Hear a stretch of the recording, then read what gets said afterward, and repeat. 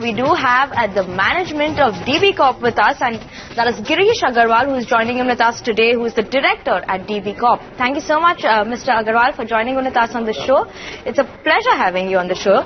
So, firstly, Mr. Agarwal, I do want to start by talking about your numbers. Just in terms of that, you are witnessing actually quite a smart recovery in radio, especially in the tier 2 and tier 3 cities when you look at it. Now, which actually prompted that the ad rate hike also that you are talking about and you've taken. So, could you tell us a bit more about the growth drivers that you're seeing coming in?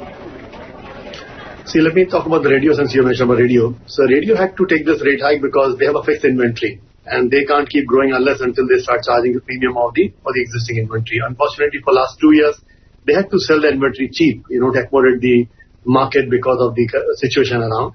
But since the markets have opened up, situation improved a lot. I think it's quite all right for them to now go for the rate increase. In fact, I would recommend all other radio stations also to follow suit and take the rate increase. Coming to the print, which is the large chunk for us, I think we are seeing the recovery across categories, whether it's the real estate or education or the FMCG, or even the new advertisers like Netflix and all the digital companies, those who are coming along with us.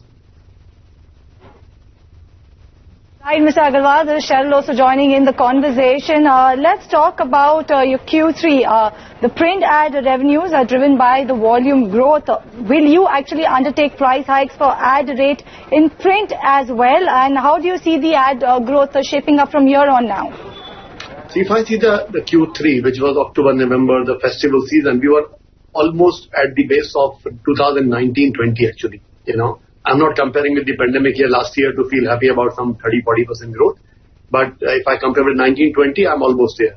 So that clearly indicates that the print is coming back, especially the Indian language print is coming back, in the radar for the advertisers. And looking at that, I'm very hopeful that this year going forward will be a fantastic year for us.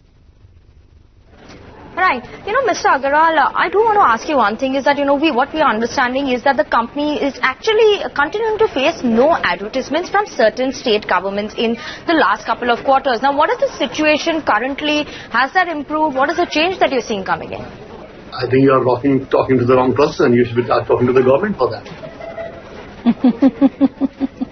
That's right, Mr. Agarwal.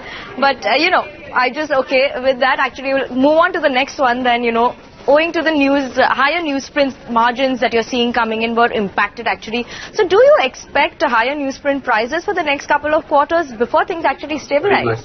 Unfortunately, the answer is yes, because the markets are tight. The international material is not even available at $850.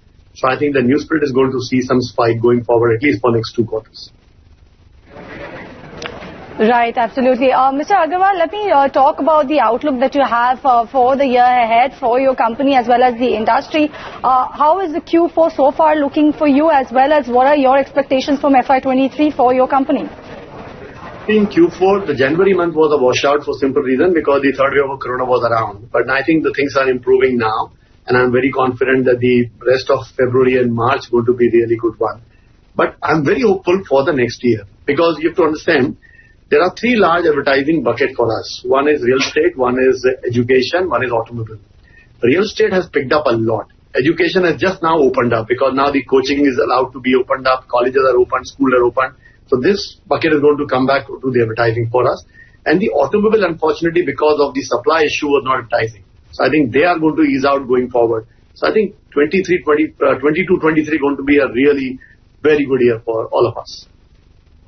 Absolutely, and fingers crossed on that note that hopefully FY23 should be good for your company as well as corporate India as a whole. But on that note, thank you so much, Mr. Agarwal, for joining us on the show, giving us a take on what exactly is happening in the industry as well as the company and the road ahead as well.